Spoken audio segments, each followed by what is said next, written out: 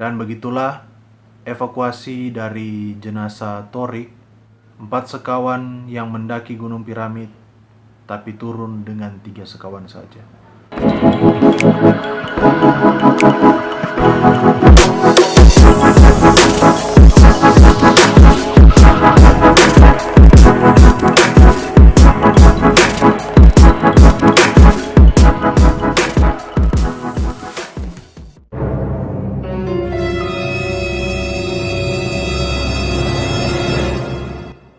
Warga sekitar dan aparat setempat pun melakukan pencarian seadanya sekitar pukul 21 sampai pukul 22 waktu setempat, atau pukul 9 sampai 10 malam mungkin. Tapi pencarian hanya seadanya sih. Mungkin hanya memakai senter dan berteriak-teriak saja, atau mungkin sekedar untuk mendengar suara Torik. Senin 24 Juni 2019, tim SAR gabungan pun melakukan pencarian di Gunung Piramid.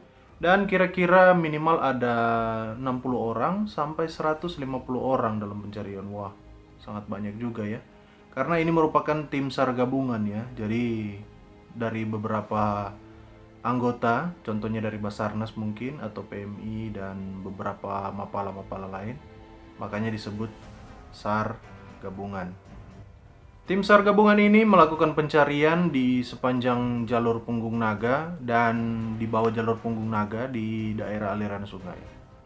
Hari Sabtu 29 Juni 2019 atau H-1, tim SAR belum menemukan tanda-tanda hilangnya korban. Akhirnya tim SAR gabungan ini memutuskan untuk kembali lagi menggali keterangan dari para saksi yang ada. Ya, walaupun dikatakan sudah sangat terlambat sih, karena sudah H-1 saat penutupan pencarian korban di Gunung Piramid. Metode pencarian informasi pun dilakukan dengan cara hipnosis, dan metode ini cukup sulit dilakukan kepada anak yang bisa dikatakan di bawah umur sih, karena mereka pasti akan menyembunyikan segala sesuatunya ya. Bisa jadi ketika di sana ada sesuatu yang tidak dilakukan dan mereka bilang, kami melakukan ini kok, tapi ternyata tidak. Ya, namanya juga anak-anak, agar tidak disalahkan ya mereka mengatakan ini padahal terjadi itu dan ini dan itu. Dan itulah yang membuat metode ini sulit saat penggalian informasi atau pencarian informasi. Namun meski sulit, tim SAR gabungan berhasil memperoleh informasi yang cukup. Dimulai dari perlengkapan yang digunakan Torik, seperti jaket biru tua yang ia gunakan dan juga topi, karena informasi sebelumnya dikatakan bahwa Torik hanya memakai baju putih dan membawa jaket biru saja. Tidak diketahui jaket yang saat itu berwarna biru tua apakah dipakainya atau sekedar dibawa saja ya. Dan dari keterangan saksi diperolehlah lokasi yang dicurigai sebagai tempat hilangnya Torik. Namun dikarenakan pencarian dimulai dari hari Senin dan bisa dikatakan tim saat itu sudah sangat lelah karena menjelang hari ke-7 pencarian, pencarian pun dilakukan tapi tidak maksimal.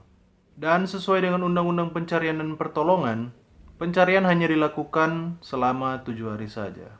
Dan SAR pun ditutup pada hari yang ke-7. Wanadri, GMPT, BP13, dan Akamsi, anak kampung sini, berinisiatif untuk mengurus kembali perizinan untuk mencari korban. Karena menurut mereka, lokasi yang dituju sudah benar, tapi pencarian saat itu masih kurang efektif. Karena seperti yang diketahui, kelelahan dari tim SAR gabungan pertama yang sudah 7 hari mencari korban.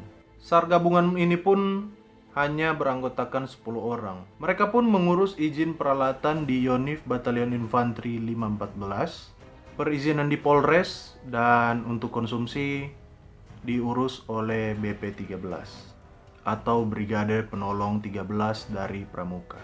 Setelah mengurus perizinan alat dan izin untuk melakukan SAR, kemudian logistik, tim pun melakukan survei di tempat-tempat yang mereka curigai sebagai tempat jatuhnya Torik. Dan hari Rabu 4 Juli 2019 pencarian tim SAR gabungan kedua pun dilakukan. Tim SAR gabungan kedua pun meminta kepada Polres agar jalur menuju ke puncak piramid atau ke Gunung Piramid ini steril dan hanya ada tim dari SAR gabungan ini saja. Di bawah batu langgar pun dijadikan sebagai pos 2 untuk pencarian Torik yang kedua kali ini. Tim pun dibagi menjadi 3, tim vertikal, tim sisir, dan tim standby posko. Tim vertikal terdiri dari 5 orang, tim sisir terdiri dari 3 orang, dan 2 orang lagi standby di posko untuk masak-memasak, pemasokan konsumsi, dan lain sebagainya. Tim vertikal turun dengan cara rappelling yang diikatkan pada batu.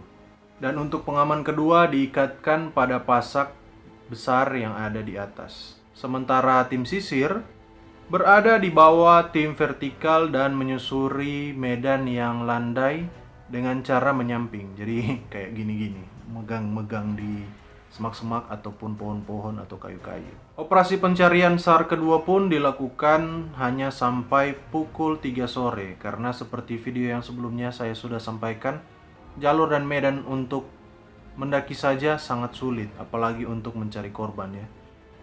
Selain itu mereka juga harus membuka ikatan yang ada, yakni ikatan yang dibuat oleh tim vertikal tadi, dan membawa kembali alat ke pos 2. Setelah tim vertikal naik, tim sisir pun diberitahukan untuk kembali ke pos 2. Saat sedang berkemas untuk kembali atau sedang dalam keadaan ya orang Manado bilang menimpang atau persiapan untuk kembali ke pos, Eko W. Prasetyo menemukan ranting yang berada di sebelah utara.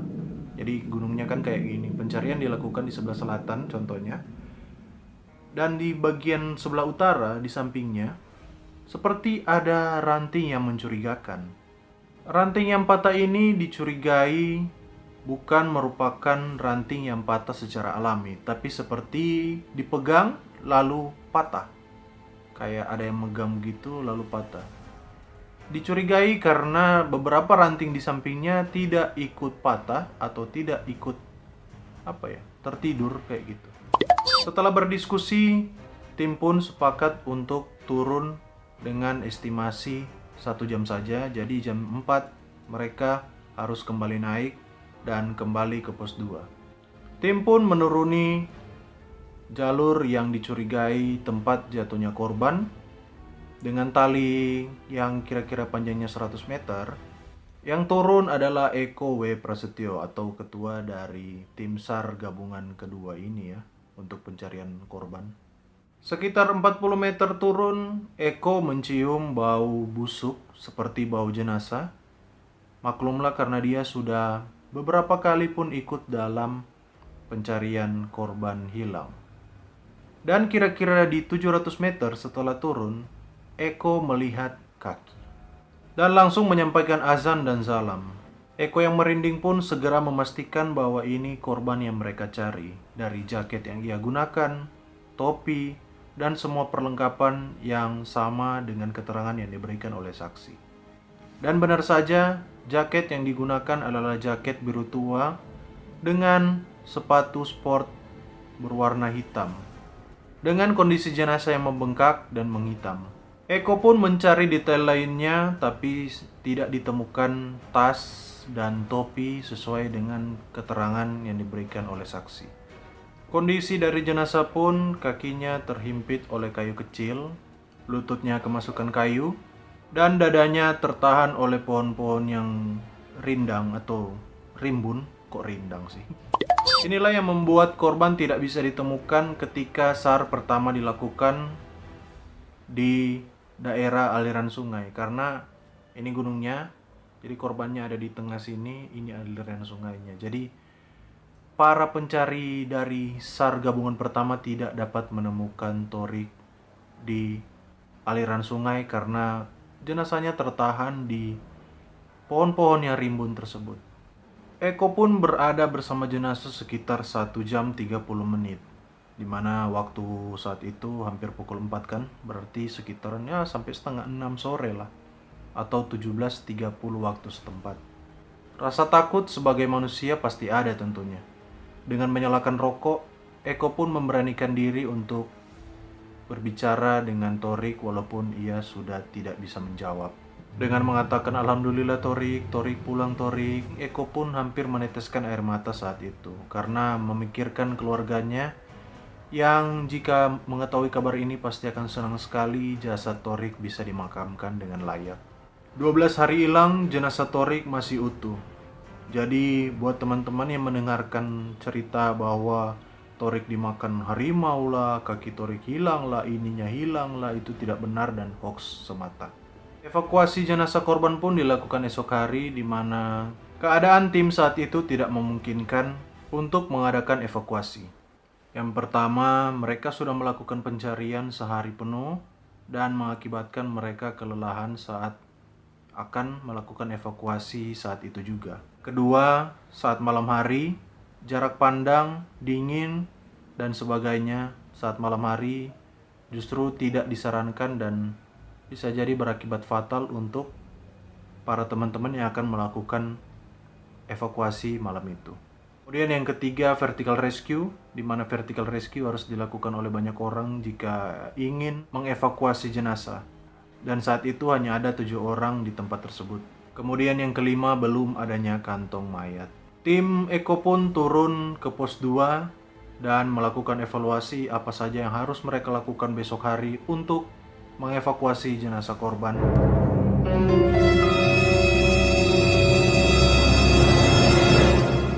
Hari Sabtu, di mana hari evakuasi korban akan dilakukan, kabar ini pun sudah sampai ke telinga-telinga warga. Waduh, ini beritanya cepat banget nyampe ya ke warga masyarakat sekitar.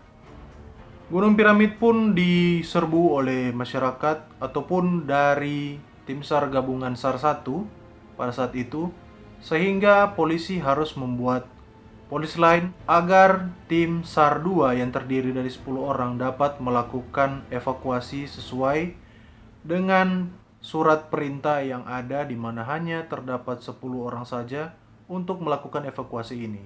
Jadi dari teman-teman SAR 1 tidak diperkenankan untuk naik, jadi hanya menunggu saja di pos 1 bersama ambulans yang ada.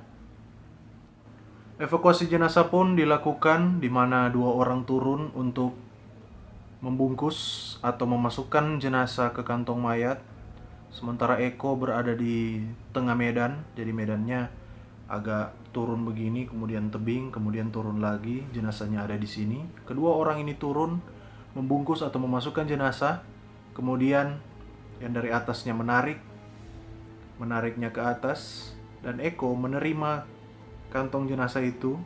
Menurutnya dia menaruhnya di kepala. Kemudian dengan cara ditarik dari atas, ia berhasil membawa jenazah Thorik sampai ke atas. Dan begitulah evakuasi dari jenazah Thorik, 4 sekawan yang mendaki Gunung Piramid, tapi turun dengan 3 sekawan saja. Walaupun sudah lewat, saya mengucapkan turut berbelasungkawa kepada keluarga. Semoga keluarga diberi kekuatan dan ketabahan. Dan terima kasih untuk semua orang yang telah membantu menemukan Thorik, baik itu SAR 1, SAR 2, dan semua pihak yang terlibat. Video ini pun dibuat untuk sebagai pelajaran bagi teman-teman atau orang-orang tua. Jangan memberikan izin kepada anaknya mendaki gunung atau ke tempat-tempat berbahaya jika tidak diawasi oleh orang yang lebih tahu tentang alam sekitar atau tempat yang mereka tuju. Jadi itulah video di balik perjalanan pendakian Gunung Piramid. Dan semoga teman-teman bisa mengambil pelajaran dari kejadian yang ada. Dan selalu waspada dimanapun kita berada.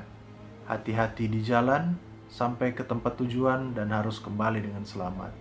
Saya Gary Ontorael, sampai berjumpa di balik perjalanan selanjutnya.